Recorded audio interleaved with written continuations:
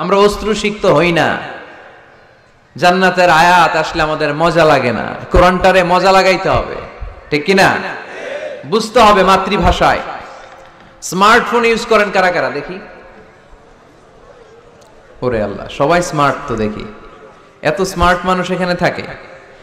তো এই স্মার্টফোনের ভেতরে কিন্তু কোরআনের অ্যাপস ডাউনলোড করা যায়। কোরআনের অ্যাপস ডাউনলোড করবেন, করে আপনি পড়বেন, যা বলার আল্লাহ সব বলে দিয়েছে, নতুন করে আর কিছু বলবে না। বলবে?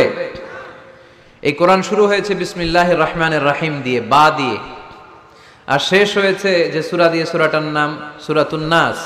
ওই সূরার শেষ আয়াতটি এরকম, মিনাল জিন্নাতি ওয়ান নাস, শেষে সিন।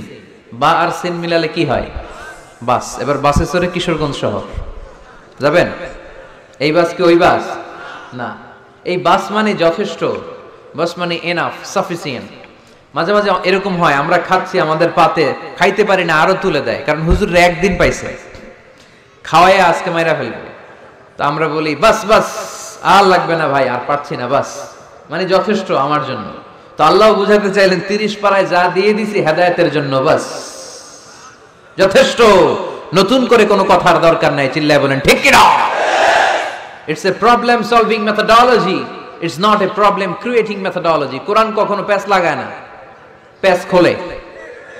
এই যে সুতা দিয়ে বাঁধতে গেলে অনেক সময় প্যাচ লেগে যায় না, এটার কি বলেন আপনারা? গিট্টু। এই কোরআন কি গিট্টু লাগায় নাকি গিট্টু খোলে? সমস্যা তৈরি করে না সমাধান এনে দেয়? সমাধান চাও যদি জীবনে মরণে, ফিরে যাও খুঁজে নাও, চোখ রাখো কোরআনে। ঠিক কি না?